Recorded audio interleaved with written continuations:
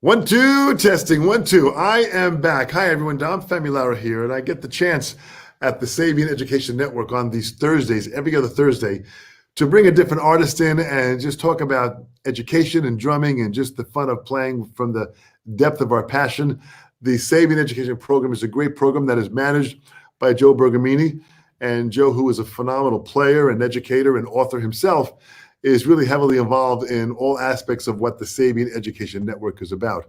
And we actually just gave a seminar today to a full screen full of different educators about different drum books to use and the different methods in each of these books. And it was a great session. It's going to have to be probably a part 2 and a part 3. So anyone that, if you sign up for the Sabian Education Network, check out all the different things that are happening, sign on, join on, and be a part of the wave that's really helping to change education from the Sabian Education Network. Now, today, I have got this wonderful young artist who I am so impressed with from Canada, and watching her video, and I'm sure many of you have seen her video, she got thousands of views on her wedding video that she did. She played just so great, and it was so exciting. So would you all please welcome Sharon Ransom. Let's bring Sharon to the screen here. Hi, everyone. It's really awesome to be here with you guys, and also with you, Dom. This is awesome. Hey, Sharon, thank you so much. You know, I must say, and I said it before, when you play, you've got such a joy and an enthusiasm when you play that is just so much fun to listen to and so much fun to watch. And you really have this smile that's just fantastic in how you share that. Thank you so much. I appreciate that. That's really kind of you. Yeah. That's really the name of the game here. I mean, you know, we're doing this, you know, because we have fun doing it. We're playing music. I never thought of it as a job, and the fun of being able to perform and teach and do what we do is pretty powerful. So I want to really tap into your entire story. For sure, yeah. So honestly, I've been playing Sabian cymbals ever since I was a kid. I started at the age of 12. Basically what happened was I actually got taught the basic rock beat from a family friend of mine. And at the same time, I was actually taking piano lessons and wasn't really into piano lessons. So I would change the keyboard settings to the drum set settings and start hitting it like a drum set. And so that's kind of how my love for drumming started, was because I thought, you know what, I absolutely love the drums. And so from that point on, I actually just started learning some drum lessons from YouTube. I learned from Drumeo and also Mike Johnston's lessons at the time, and then ended up playing in different bands and recording sessions as well as the years went on. And then up until this point, I've been educating and performing since I was 12. So it's been about 16 years now. And throughout that whole entire time, I've always played Sabian cymbals as well. So this is super cool for me to be able to do an interview with you and be able to just talk about my love for Sabian cymbals. So this is great. This is fantastic. Well, you know, I've been with the company for well over 30 years, and it's an amazing company and how innovative and how creative they are. And I want to get into your setup a little later on, but I want to first start. You started playing piano. So was that something that your parents wanted you to play? Yes, it was. So my parents kind of wanted me and my brother to start off with piano lessons because they wanted us to have a solid music foundation and just understand theory and everything as well. And honestly, at the time, I didn't love it, but I see where they were coming from. And I definitely see the advantage of being able to take piano lessons previously to drum lessons, just so then I was able to understand theory and what it sounds like to play different kinds of notes on the drum. So yeah, it was good.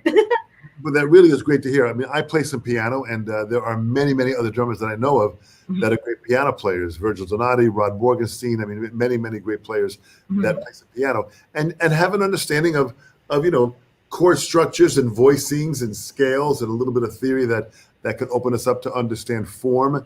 And you know, this is really very, very important. So that's great. So you get involved with drumming. So did you hear any drummers on recordings that kind of inspired you? Yeah, for sure. So actually, when I was younger at the time, around 12 or 13, I learned about Emmanuelle Caplet at that age. And the reason I found her was actually because I YouTubed female drummers, because I was looking for some female drummers to look up to, because I just didn't really know anybody. And so the first person that came up was Emmanuelle Caplet. And she's actually like one of my drum teachers now, which is so fun because I like telling her that story, that she was my role model as a female drummer when I was the age of 12. So I have huge respect for her. I love her. She's the best. And other drummers too I love are one Carlito Mendoza. I'm also taking lessons from him as well. Mike Johnston, Jared Falk from Drumeo, all these guys, I just seriously respect them a lot. And so they're some of my favorite drummers. Well, that is fantastic. Well, Emmanuel, she is such a sweet person. I've known her for many, many years, and it really, got her involved with many projects. This whole thing about female players, this was a very much of a male-dominated business, playing drums. But there were many, many female drummers. Like many years ago, Viola Smith, who just recently passed away at like 104 years old, was a phenomenal drummer going back to the 1920s and 30s.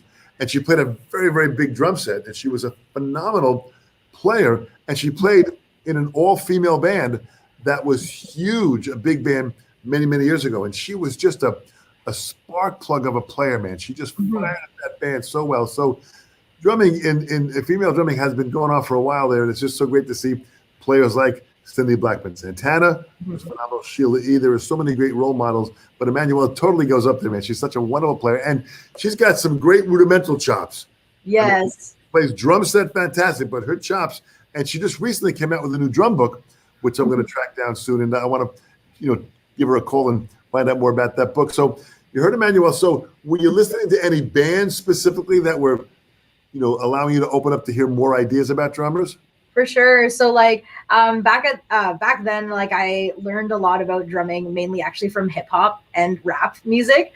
So at the time, and even still now, I actually love listening to pop music and R&B, hip hop and things like that. One of my favorite artists just in general is Bruno Mars and Beyonce. And I love their drummers that they have within their bands. And so even Cora Coleman Dunham, who used to play drums for Beyonce, I used to love just listening to her play, which was super awesome. And yeah, so that's kind of sort of my influence too when it comes to my drumming. I get it a lot from hip hop and R&B and pop type of music. So that's the kind of music I love listening to.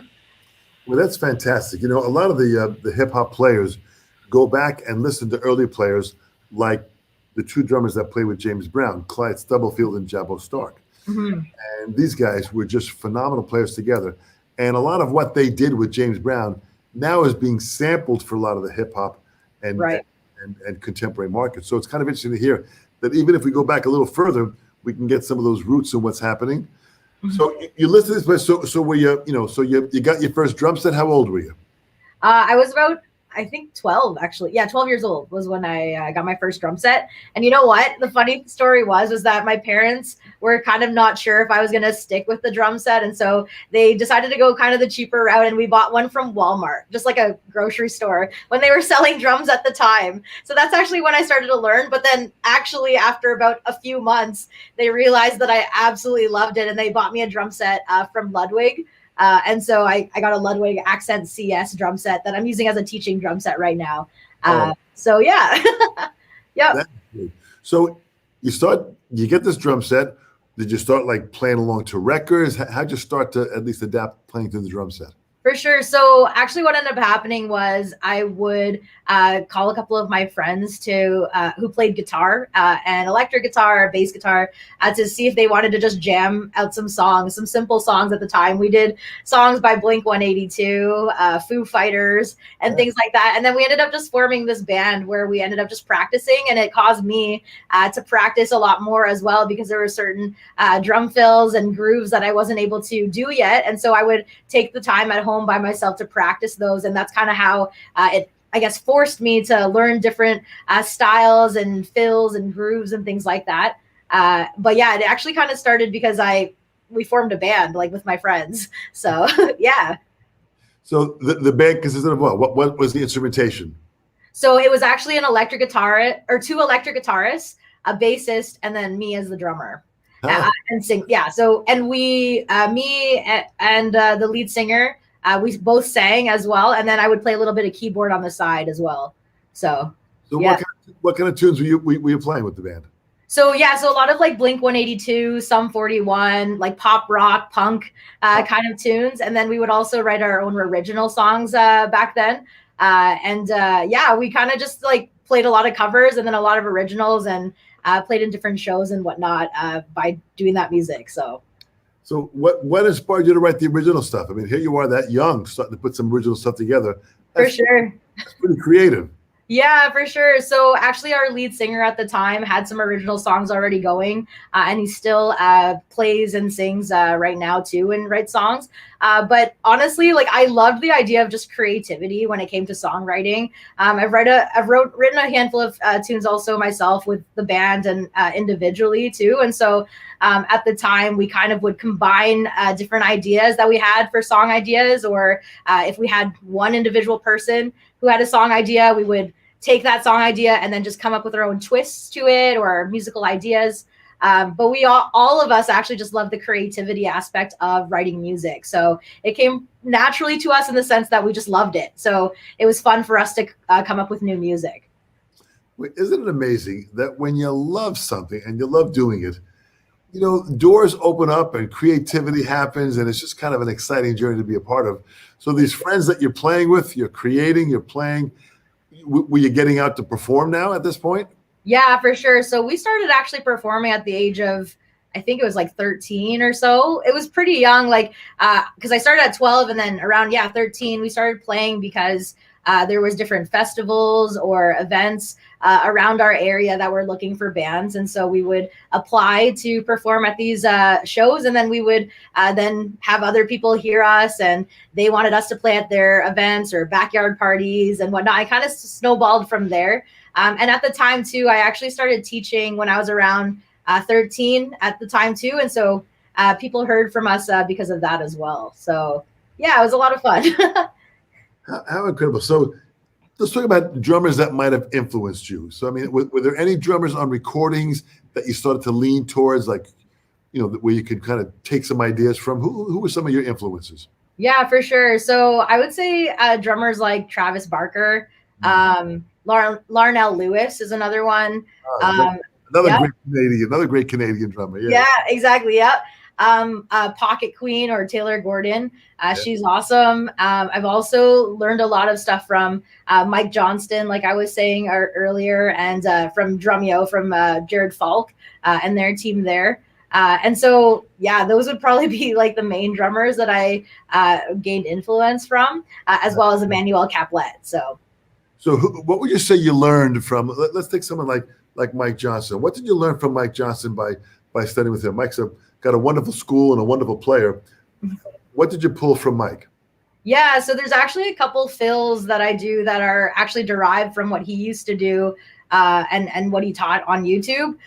So like some crossover stuff that I do on the drum set, as well as even different grooves, like just like basic grooves that I've learned and playing to songs as well. And then also just in terms of education style as well, I would say that a lot of the way that I speak to my students, or the clarity of how to play groove and breaking it down, would definitely be from someone like Mike Johnston. Just the fact that he was really good at education and still is, I kind of get my style from that as well. So, boy, that's fantastic. So with Mike, were they just lessons on YouTube? Did you take any lessons with him through his school? Yeah, so I actually took lessons from him on YouTube, but then I also have been part of their Mike's Lessons like program as well when I was younger too, and even over the past little while. But yeah, I've taken lessons from him online that way before. So and then on the other side too, like with Drumeo, I've also done stuff with them when they were free online drumlessons.com, I think is what they used to be called. But I took lessons from them as well on YouTube. So I've kind of like learned from different places over the years, and different teachers as well. So, well, good for you. So what did you? So the online stuff, like from Mike Johnston, even with Drumeo, I mean, these are phenomenal, you know, educational sites that are out there influencing so many different people. I've done many things with Drumeo myself, and Jared Falk and his team are just absolutely dedicated people.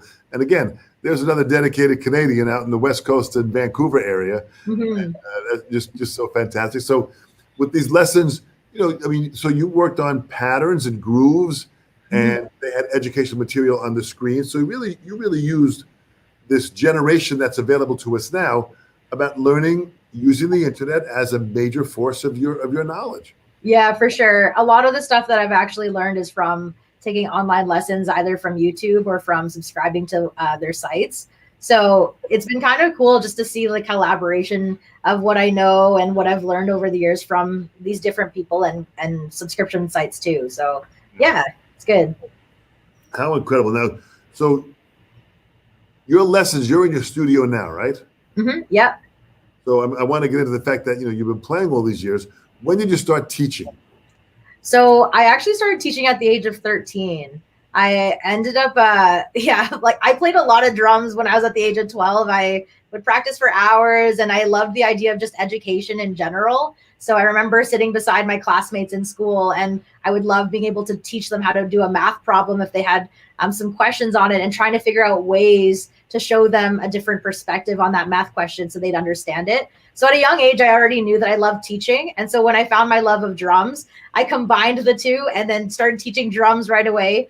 And I actually started teaching drums at a studio at the age of 13. So that's when it kind of really started. At age 12, I started teaching them too, but it was at my house. So yeah, that's kind of how it went. So what was this studio? A 13-year-old drummer, and the studio was obviously near your town where you lived? Yeah, so it was actually in St. Thomas. I taught in this music studio where I had the chance to teach drum lessons to younger kids and beginner students. So I ended up teaching there for a couple of years, and then I was also teaching privately at my own home. And my students sort of grew over the years, and so now I have my own drum studio here called the Ransom Drum Lab, where I teach students here. So the Ransom Drum Lab. So here you are now. You've got this studio that you have in your home. And you're teaching, and you're doing some online lessons and some in-person lessons. Yes, that's right.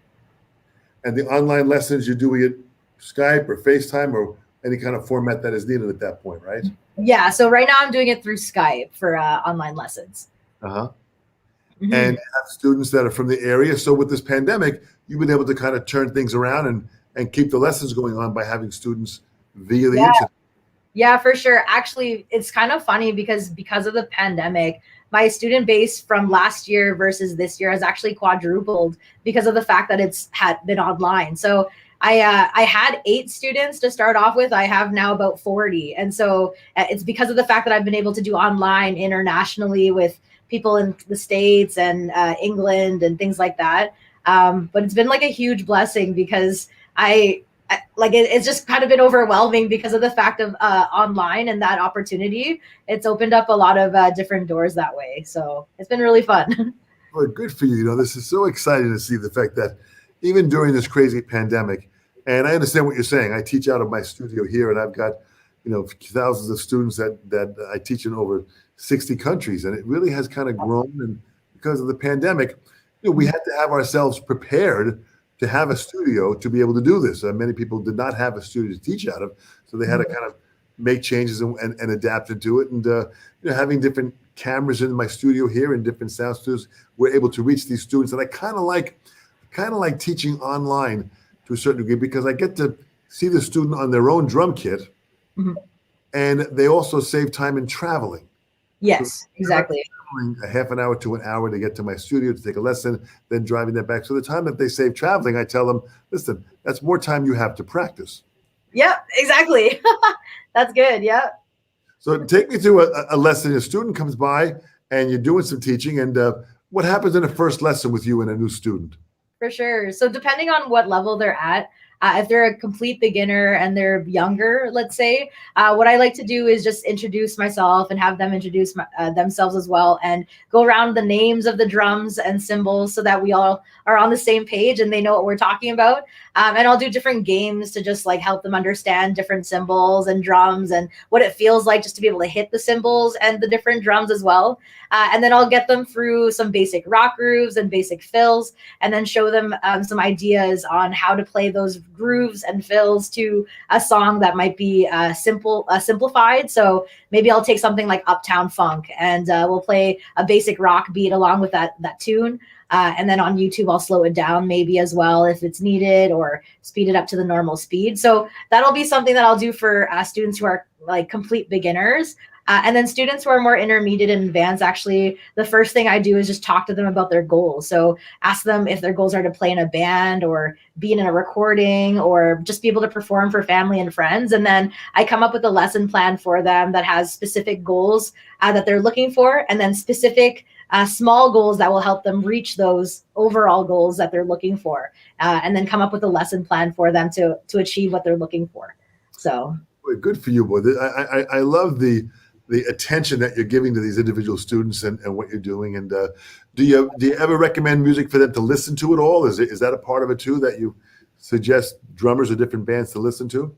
Oh yeah, for sure. So even just depending on what they're looking for to learn, I'll get them to listen to different styles that are similar to that style that they're looking for, as well as completely different styles of music as well, just to help them train their ear to listen to different things as well. Some books that I use actually are the Groove Essentials books from Tommy Igoe. And so with that, there's a bunch of tracks that come along with the grooves that are in those books. And so they get the chance to listen to Latin and R&B and jazz and things like that within that book as well. And so that's a really good resource that I use, as well as I also have just lists of music as well that are just fun for them to learn if they're learning a specific style. So. Well, that's great. The Tommy Igoe. So Tommy is a dear friend for many, many years. I also knew Tommy's father, Sonny Igoe. Okay. Very, very famous jazz drummer that worked with Woody Herman and several of the big bands years ago. And Sonny was a fantastic player. And of course, that was passed down to Tommy, who's a great, great player. And Tommy's book, Groove Essentials 1, has 98 songs that you play along to. And then his Groove Essential 2 has over 100 songs. So this is great play along material to use. That's great that you use that stuff. So with the students play along stuff. So are there any other books that you have that you might work into some of the students? Yeah, for sure. So those are the ones I use. I use The Syncopation for the Modern Drummer by Ted Reed, as well as Stick Control, a little bit of New Breed as well. And then for younger players, I use the Hal Leonard and Blake Neely and Rick Mattingly's book, Drums 1, the Fast Track series.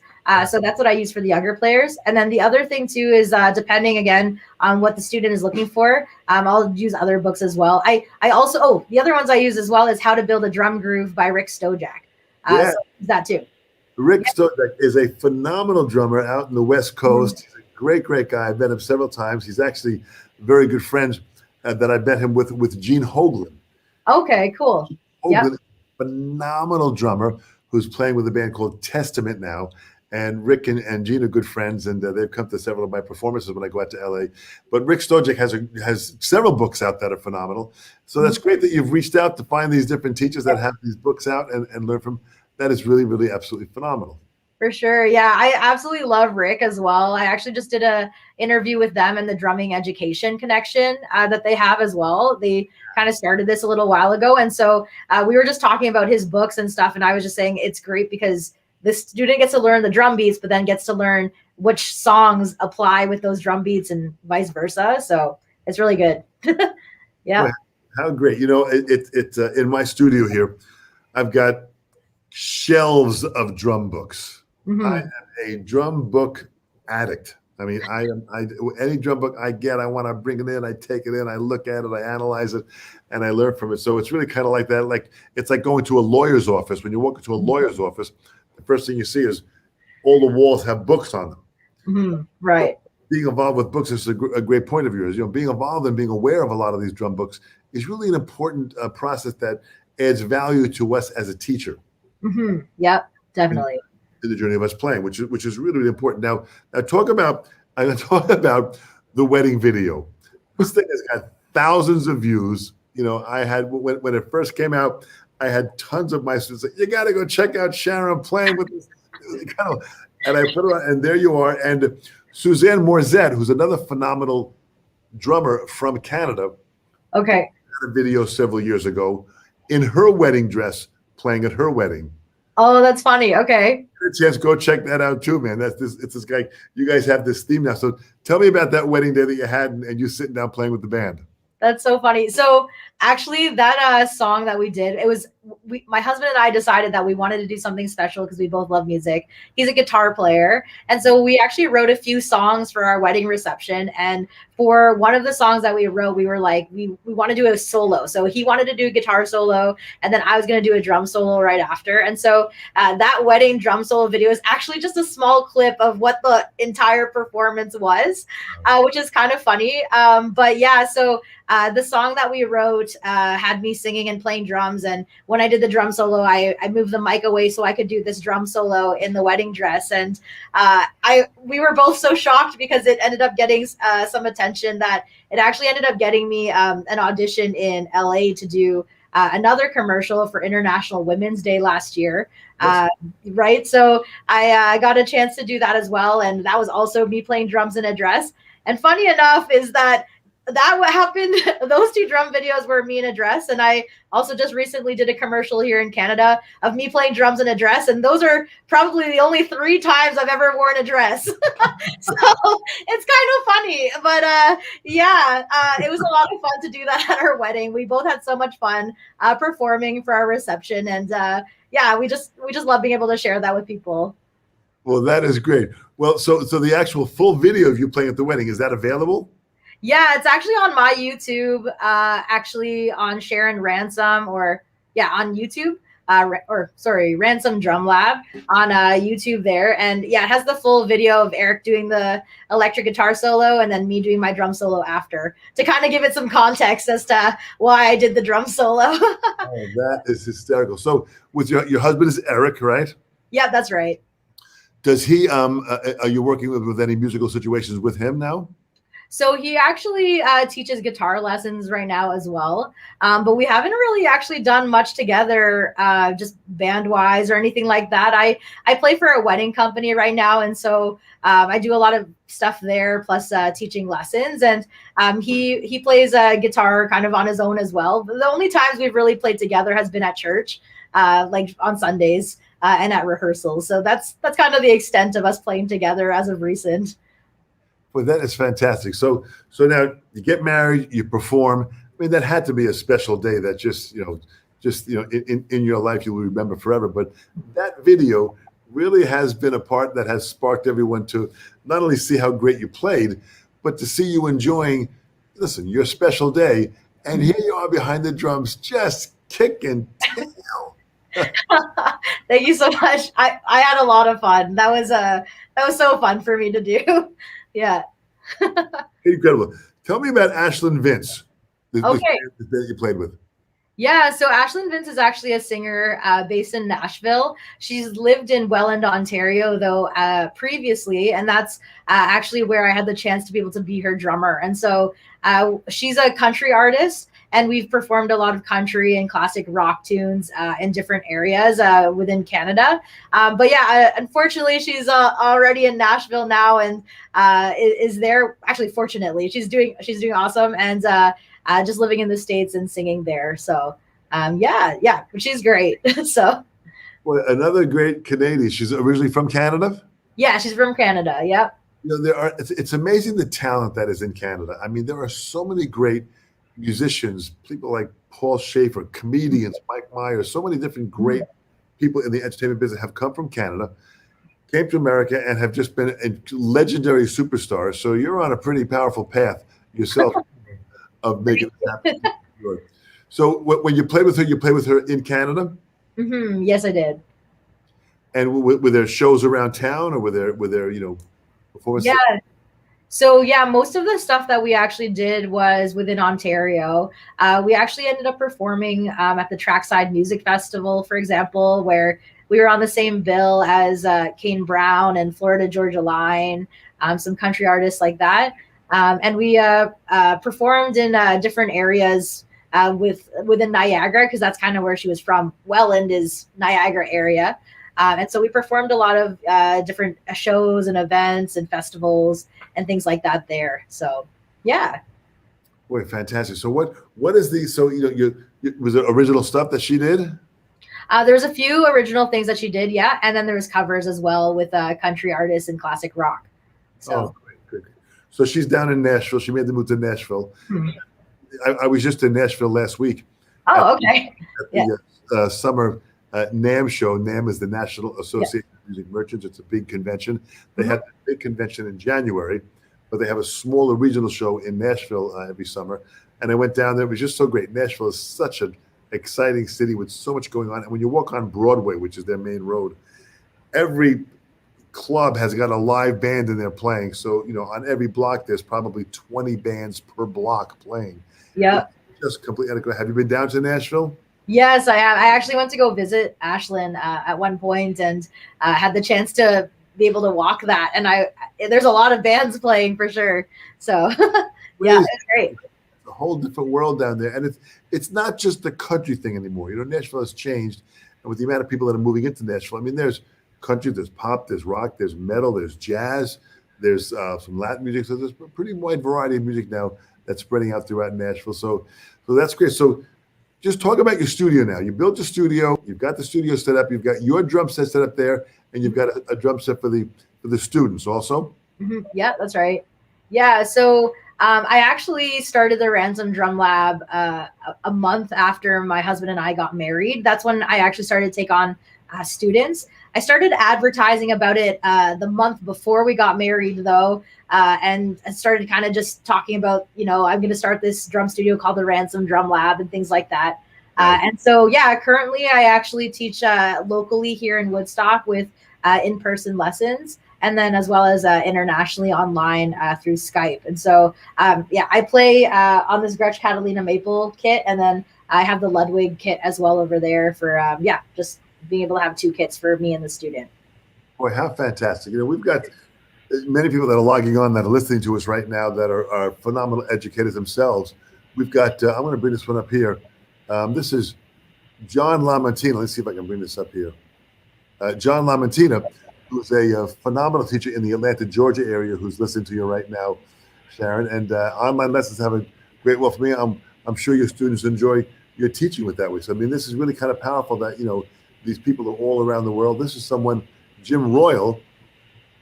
That's what I have here. Jim Royal is a phenomenal teacher in Connecticut. Oh, cool. Family, and if you ever get up to Connecticut, you got some people that are going to want to hang out with you. So you're going to, open up and meet some more people in the course of the process. We've got also on here, I want to bring up Claude Hoffman. Claude Hoffman is a phenomenal drummer, but I'm not sure why this is blacking out on me here. Hello, what's going on here? Claude Hoffman is a phenomenal drummer from Belgium. Okay. We've got students from South America, from Guatemala, from everybody. They're all on here checking out what you're doing. So let's talk about your studio. Just show us a little bit more of your studio and how you have that set. If you can maybe move your camera. Yeah, for sure. So basically, like I have this drum set here, my teaching drum set over there, and then it's kind of messy right now, but there's my desk. For the PreSonus Fire Studio interface that we use for doing like recording and things like that for social media and doing mini lessons. And then, that's basically the bulk of the studio here. And so, everything that I have here with the mics and everything are basically just like two overheads and then mics all over the kit and cymbal. So, and I just have this one actually just mic'd up right now. So. Yeah. So you got the drums mic'd up. You've got, it goes into an interface. You use PreSonus. That's right. Yeah. And all those mics are in there too. And for video camera, you use the camera from the laptop. Yeah. So I just use the camera from the laptop, but I'm actually in the process right now of looking at different ways to videotape as well. Because I also have a Canon T6i Rebel that I was hoping to use and use an HDMI cable into like a Stream Deck. So. That's in the process right now, but right now it's just my laptop video. Oh, that's good. Well, we have a gentleman that has been on the Sabian Education Network many times, a former student of mine. His name is Jim Toscano.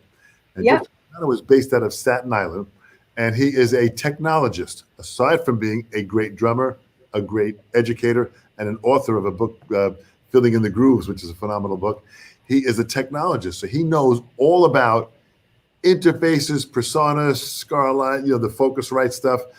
He's got all the microphones, the video hookup, all the cameras. This guy is so involved with that he does these coaching sessions for many, many great drummers. He set up David Garibaldi's studio. He set up Dave Weckel's studio. So he might be someone that you might want to reach out to at some point, and we'll connect you with his information, Jim. Yeah.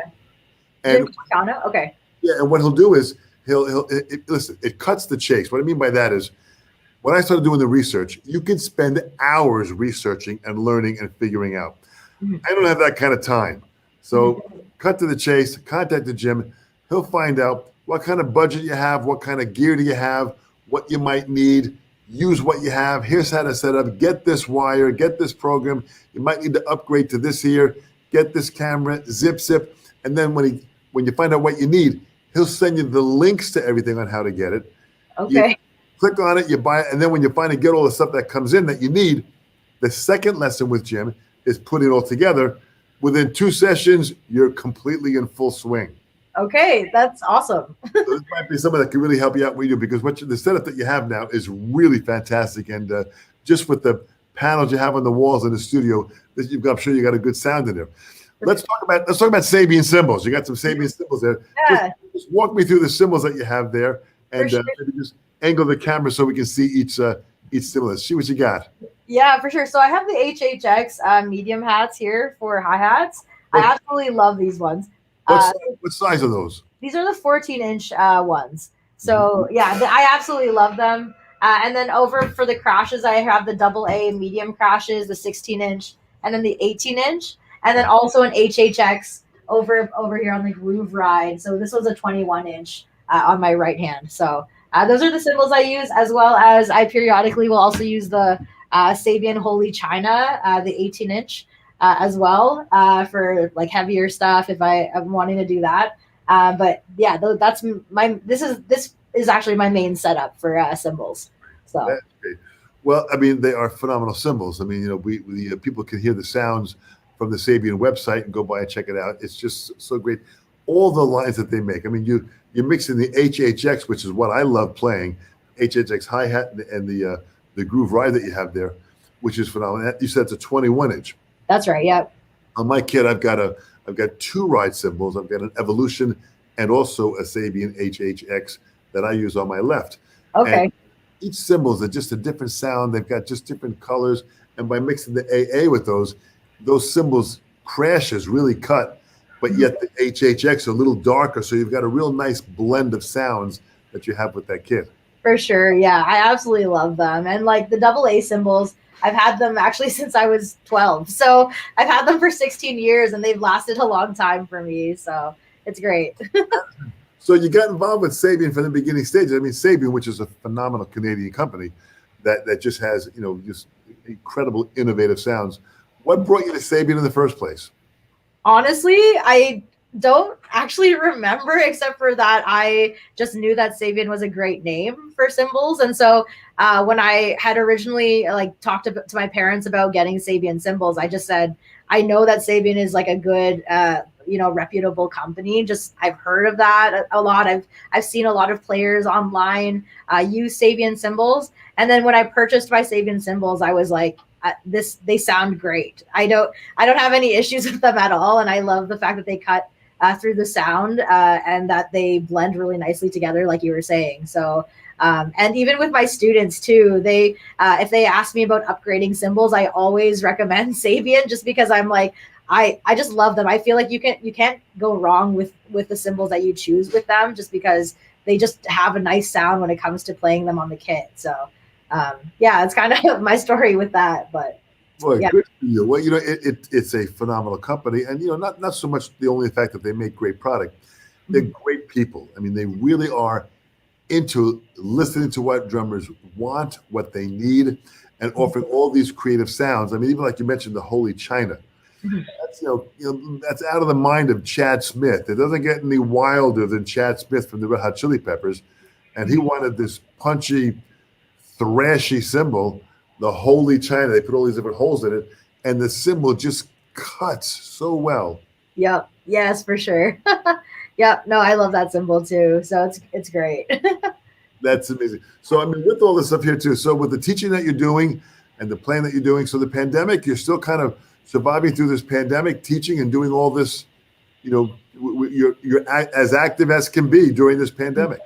Yeah, for sure. Yeah. I've been teaching a lot, and actually gigs are starting to pick back up again. I have a bunch of gigs scheduled since there were a lot that were rescheduled from last year that are now being pushed to this year. So it's been a busy year, actually, even just since March. So it's been good. Boy, that is really fantastic. So with all this here that you're doing, is there a wish list of what you'd like to be doing in the next several years? What plans do you have for the future? For sure. One of my biggest dreams is actually to tour internationally and do drum clinics. I absolutely love teaching, and I love playing the drums and being able to just share my love for that. And so that would be one of my biggest dreams, actually, is just to be able to tour internationally and be able to do some clinics around, as well as to be able just to build up the female drumming community. I think that's a huge one, actually, too, just because I know that there's a lot of female drummers out there, and I'm a part of some really great female drumming groups on Facebook, like Drummer Girls United. But I would just love to see just the next generation of women drummers absolutely crushing it. And so I would love to be a part of that and just encouraging women to play drums and do well at it. So, boy, how fantastic! Well, Drummer Girls Unite. That's Tammy Woods that organizes that. Yeah, exactly. Yep. I met Tammy at a Drumeo event that we did, in 2020, in February 2020. We had a big, Drumeo event, and she was there. And it was just so great to hear what she's doing by connecting female drummers globally. There's like over 6,000 drummers on that Facebook connection of Drummer Girls United. That's right. Yeah. No, Tammy is absolutely wonderful. I had the chance to meet her right after that Drumeo festival. Actually, it was in LA last March. So she had just got back from the Drumeo festival and then headed to LA. And so we had a chance to talk about that too. And I got a chance to meet her, and she's great. So. Oh, this is incredible that you're making this happen. It's incredible that you are as enthusiastic as you are to pursue this crazy career of drumming. And you really are now becoming one of the role models and one of the leaders in the drumming community that needs to have not only great drummers, but great female leaders that are out there talking to young girls that they can get involved in playing drums. And as always, as a challenge for a woman stepping into an all male, my gosh, to have players like yourself and Emmanuel Kaplan and all these wonderful players. It just lightens up a whole nother feel of what you bring and deliver to the art form. For sure. Definitely. Thank you so much. I appreciate you saying that. So, yeah. Well, you're one of the leaders that's happening. So I want everyone to go down there. So I've got on your Facebook page, it's Ransom Drum Lab. That's right. Yeah. I get that on Facebook. And you have a website, drumlab.ca, is it? Ransomdrumlab.ca. That's right. Ransomdrumlab.ca. Correct. Thank you. And your Instagram is Ransom Drum Lab also. Yep, that's right. And your email is ransomdrumlab@gmail.com. That's right, yeah. So I want everyone that is out there to do some research. Go out there and check it out. We've got people that have joined us here. There's actually a wonderful drummer. Let me see if I can pull her up here. This is a wonderful female drummer also in, can I bring her up here? Let's see what we have here. Can you see all of that, or is it black down? Yeah, I can see that. Yep. Hello from Russia. That's Marina, who's a phenomenal female artist. She lives in Cyprus, and she's also in Russia also. And she just is taking lessons and learning and playing. So she says, hello from Russia. This is fantastic to experience more people that are listening in the process. In closing, what kind of advice would you have for drummers that are out there that are looking to pursue themselves playing the instrument? What kind of advice in closing, Sharon, would you say to them? For sure. So I would definitely say that honestly, when it comes to drumming, to just understand that there are so many people out there who are performing and educating. And so it's really easy to get caught up in comparison. But I would say to compare to yourself rather than compare to other people, because you have your own thing. So if you're a great teacher, that's your thing. Maybe you're a great performer and you have really fast fills that you can do. Maybe that's your thing. But everyone has their thing when it comes to drumming, and everyone's also in the process of learning and being able to educate themselves. So instead of getting caught up in comparison to other people, know that wherever you're at as a drummer, that's where you're supposed to be at.